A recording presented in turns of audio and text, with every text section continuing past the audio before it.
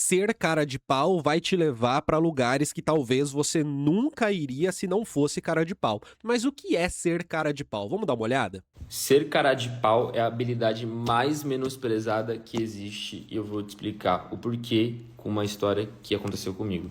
Nessa foto aqui, eu estava na Polônia. Isso foi em 2023 e eu estava lá de férias e eu estava lá porque um amigo que foi meu vizinho quando eu morei na Polônia ia casar. Esse casamento não aconteceu, mas não é o tópico dessa conversa. O tópico é ser cara de pau. Em 2023, eu estava trabalhando na Invisalign. A Line, no caso, que é a holding que tem Invisalign e as outras empresas. E eu era estagiário na Line nesse caso. E aí, eu fui para a Polônia. E aí, comentando com minha supervisora na época, ela falou: Ah, tem uma Line na Polônia. Se eu não me engano, é a central de distribuição da Europa. Você não tá afim de ir pra Cracóvia um pouquinho? E eu, caramba, legal. Aí eu fui pesquisar, realmente, a Polônia tem ali, ela tem a sede da Line que distribui todos os alinhadores, a Itero, o centro de treinamento da Europa. Então, é assim, é uma sede muito importante da empresa. E aí, eu falei, cara, por que não ir para lá, né? Já vou estar lá. E aí é lógico, né? Qualquer colega que você comenta isso ia falar, cara, você é estagiário, você tem... Eu tinha 22 anos, você tem 22 anos, cara, ninguém vai te receber lá, sabe? É óbvio que todo mundo vai pensar isso, mas não para mim que sou cara de pau. E aí, cara, eu falo polonês, eu conhecia os nomes poloneses, eu comecei a jogar no Teams uns nomes poloneses, comecei a achar um monte.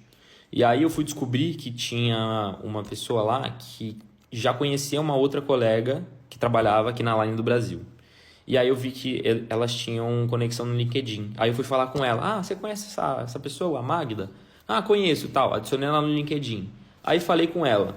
Aí o que eu fiz? Como a empresa é uma só, o Teams é um só também. Então eu consigo falar com o presidente da empresa pelo Teams, se eu quiser. Mas eu não fiz isso, né? Resta saber se o presidente vai te responder. Apesar de eu ter querido fazer isso antes de sair. Mas eu mandei mensagem para ela e para outra pessoa. E mandei em polonês. E é óbvio, uma pessoa que mora na Polônia, ver um brasileiro da mesma empresa que você mandando uma mensagem em polonês, já vai gerar curiosidade. Ela leu minha mensagem e, cara, foi meio que assim: Ó, tô indo pra Polônia, tá? Eu trabalho aqui no suporte clínico do Brasil, da Line e tal, seria legal, tem como eu passar aí? E assim, nada oficial, óbvio. Não tinha, a empresa não estava me cedendo para eu ir para lá, eu estava indo realmente por minha conta. E aí assim, cheguei na Polônia e aí eu fui para o sul da Polônia, cidade chamada Wrocław, fui passear lá, só que no dia seguinte a ideia era ir para sede da Align na Polônia.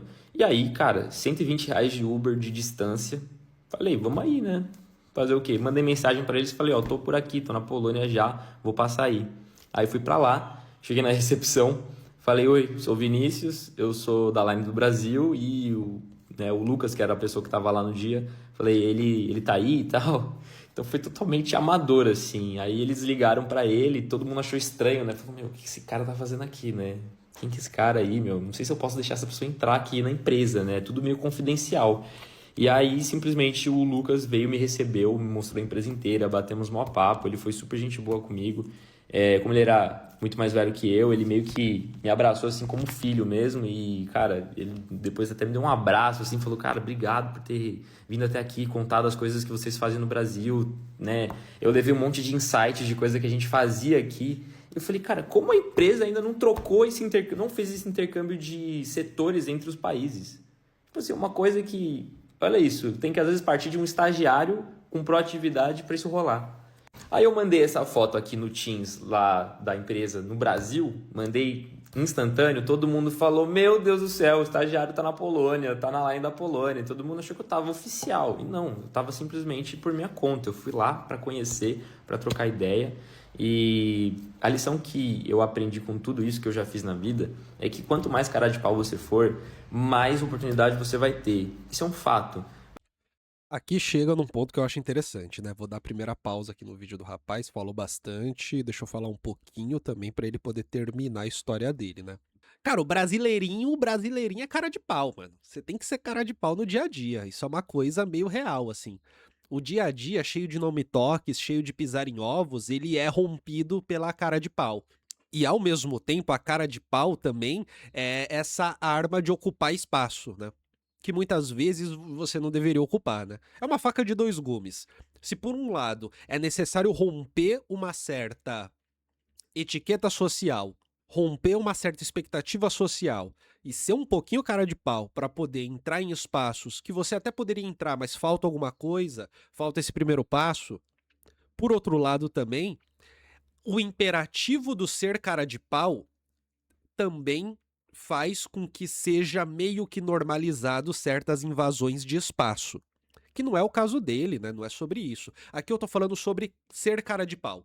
Tô falando sobre essa coisa. Essa coisa que é muito comum no Brasil, muito comum de se escutar, de que é necessário ser cara de pau. De que quem não chora não mama. Quem não arrisca não petisca. Esse tipo de coisa que acaba funcionando como uma maneira de constranger o outro. Eu aposto que muita gente que tá vendo esse vídeo, provavelmente em algum momento da vida, já foi constrangido ou constrangida por uma pessoa que estava só sendo cara de pau. Por uma pessoa que estava simplesmente, né, arriscando para petiscar.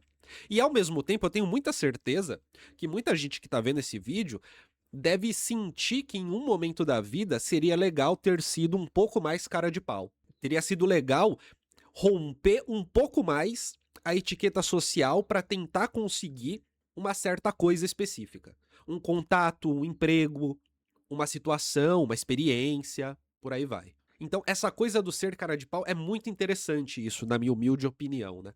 É muito interessante porque ao longo da vida a gente vai naturalmente aprendendo os critérios em que ser cara de pau vale a pena. A gente vai aprendendo os critérios em que há uma certa gordura para operar. Não tô dizendo que todo mundo fica maquinando isso o tempo todo. Não é sobre isso. Mas é sobre você ir, ao longo da vida, compreendendo as situações em que vale a pena ser o entrão e outras que ser o entrão é demais. Mas acima de tudo, e isso é interessante também, num dado momento, o que você percebe é que essas situações existem, em que as coisas não são marcadas em pedra. E quando elas não são marcadas em pedra, também acaba abrindo um espaço gigantesco para a invasão do espaço alheio. Vale dizer também que essa invasão do espaço alheio, ela só existe quando o espaço alheio também existe. E essa coisa de espaço pessoal, isso é um conceito abstrato, que ele é operacionalizado no nosso cotidiano a partir da educação que a gente recebe, da sociabilidade que a gente incorpora. E o conceito de espaço social vai funcionar de maneiras diferentes para diferentes grupos sociais, classes sociais e por aí vai. É muito diferente uma pessoa que mora, sei lá, em Alphaville, em que cada casa é distante uma da outra, ali tem uma distância, em que tem um jardim em torno da casa, cada pessoa tem um quarto dentro de casa, a casa é grande o bastante para se eu tô no meu quarto ninguém me escuta, versus alguém que mora no miolo de uma favela em que você tem uma casa em cima da outra e todo mundo dorme no mesmo quarto. Então, assim, são conceitos de espaço pessoal a serem operacionalizados que são completamente diferentes. São conceitos de convivência com o outro que vão precisar ser diferentes. Senão não tem como. Senão não tem como. E nesse caldo de diferença gigantesco, o que a gente acaba tendo é essa cara de pau que é um imperativo de quebra de uma certa etiqueta social, de uma expectativa social, que vai se transformar em uma possibilidade concreta. Talvez para alguns grupos, uma possibilidade que avança mais sobre o espaço do outro, e em outros que nem tanto. Vamos continuar aqui com o Vinícius. Mas assim, às vezes você vai estar lidando lado a lado com uma pessoa mais talentosa que você, que tem mais habilidade, mais experiência, mas às vezes essa pessoa não é tão cara de pau quanto você. Se você for cara de pau o suficiente, ter coragem para fazer certas coisas, você não tem muito limite na vida, do tipo, cara, você consegue acessar o que você quiser. E um grande exemplo disso é o Daniel Zuckerman, quando ele fazia o Impostor. E eu sempre me inspirei nisso. Cara, ele simplesmente entrava em qualquer lugar que ele queria.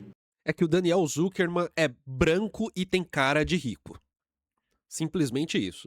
O Daniel Zuckerman, ele incorporou o que Higienópolis entrega de melhor, que é a altivez da pessoa que nunca vai ser pobre na vida. E não é fazendo as coisas fora da lei. A gente tem que respeitar os limites da lei também, né? A moralidade é importante, mas ser cara de pau te dá a oportunidade. E às vezes você vai ser cara de pau e não vai ser bem visto. Mas quando é bem visto, né? Você vai se dar muito bem com isso. E na maioria das vezes as pessoas vão achar que você, né, tá sendo invasivo, você tá exagerando, mas depois que acontecer e você, né, tiver frutos disso, todo mundo vai esquecer, né, que você foi. E aí, quero fazer igual, tal. Então, cara, não tenha medo de ser cara de pau. Essa é a minha visão. Seja cara de pau, porque isso vai te levar longe, em qualquer área da sua vida. E eu acho que quanto mais novo você é, mais cara de pau você tem que ser, porque você não tem muito a perder. Porque quanto mais novo você é, menos recai sobre você a responsabilidade de saber operar e circular a partir da etiqueta social. Pode ter certeza absoluta. É perceptível na vida de qualquer um, se você parar pra ver, né? O que te exigiam quando você tinha 18 anos era uma coisa. Quando você tinha 18 anos, muito provavelmente, a depender de onde você mora e tal, é super tranquilo você ficar bêbado na pracinha, numa sexta-feira à noite. Mas quando você tem 40 anos, ficar bêbado na pracinha sexta-feira à noite vira uma coisa um pouco suspeita. Eu não digo suspeito de crime, mas assim, fica uma coisa de, pô, se essa pessoa não tá. Não tem o que fazer, sabe? Ela não tem. E aí, como é que faz?